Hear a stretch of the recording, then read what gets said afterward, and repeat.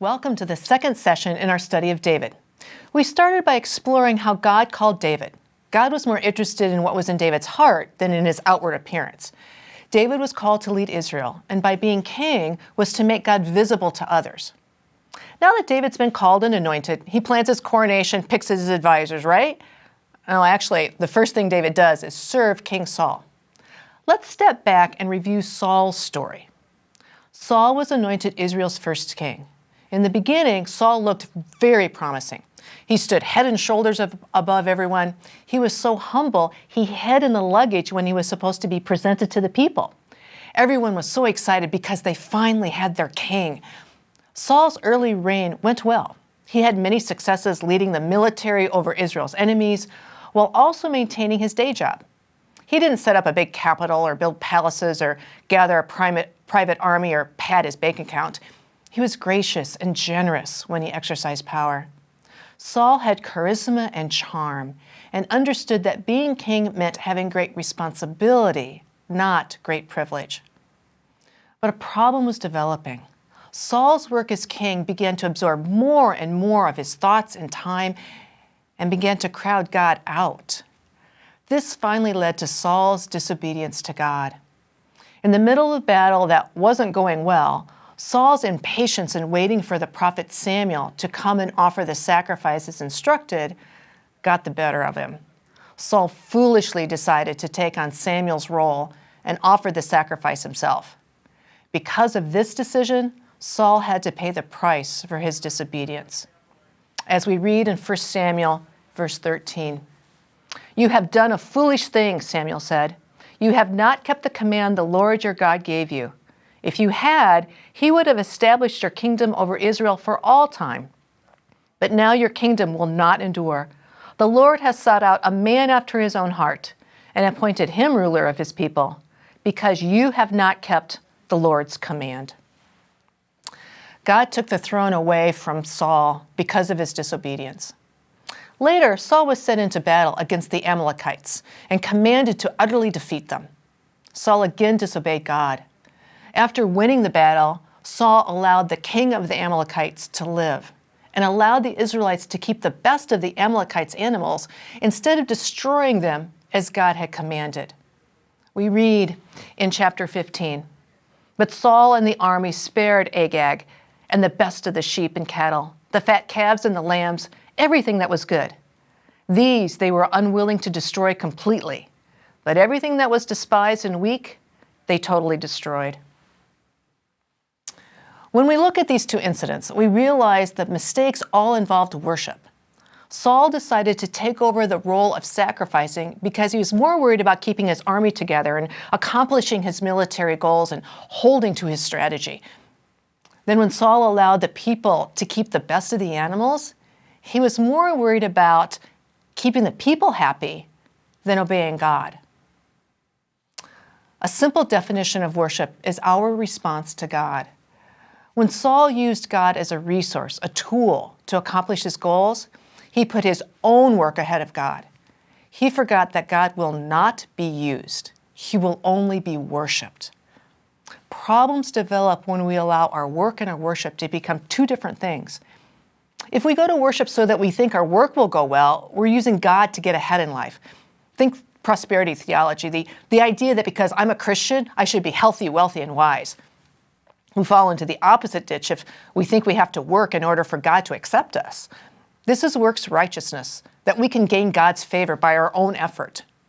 You see, how we understand work in our lives really matters.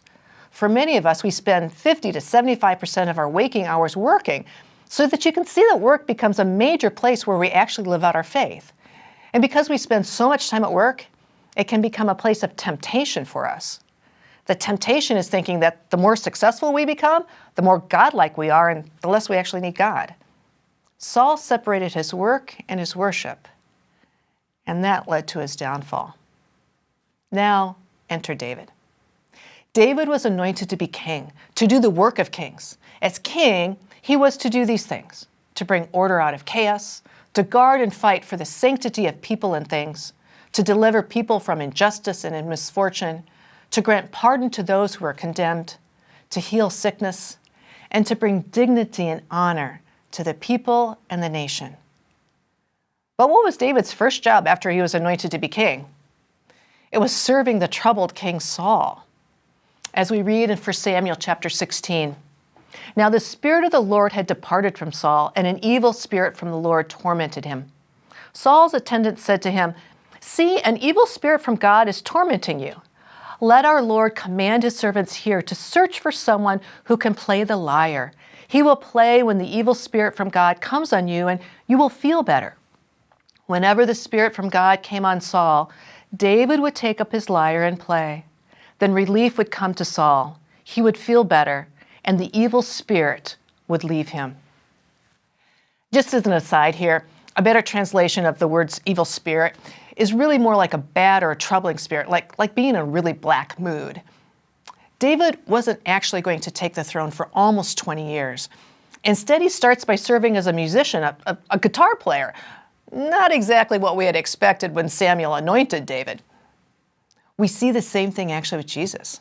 Jesus spent 15 plus years as a carpenter before his 3 years in ministry, teaching and healing. For both David and Jesus, they served others as they did their work. And that's what true work is, a combination of what you do and how you do it, regardless of what your job is. Teacher, farmer, IT person, insurance agent, plumber, mechanic. Your call as a Christian means serving others. The call to serve others in our work reminds us to be careful, not to look to our jobs for virtue. Just because you have a good job doesn't mean you are doing a good job. It also means that even if you don't have the perfect job right now, you can do God's work of serving well wherever you are, because the work of a Christian is kingdom work. It's the work of kings.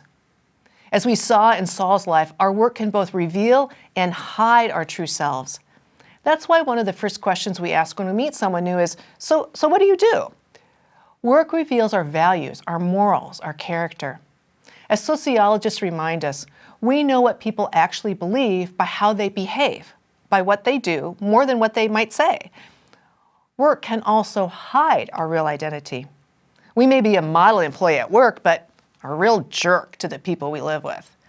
We can use our job to obscure who we actually are.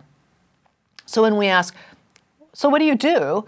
We're trying to find out if work is a true picture of your character or whether it's a place where you conceal who you really are. Just like God brought order out of chaos at the time of creation, and David brought order into Saul's life when he played music to soothe the chaos in Saul's mind, we are called to bring harmony and rhythm, called to bring music into the world with our work. So some important takeaways today. God will only be worshiped, not used, not manipulated. Work is one way we respond to God's call in our lives. And then work can either reveal our true character or hide who we really are. Now, I'd encourage you to check out the discussion guide, which also includes study suggestions and other activities. Thanks for joining us. And until next time, keep the faith.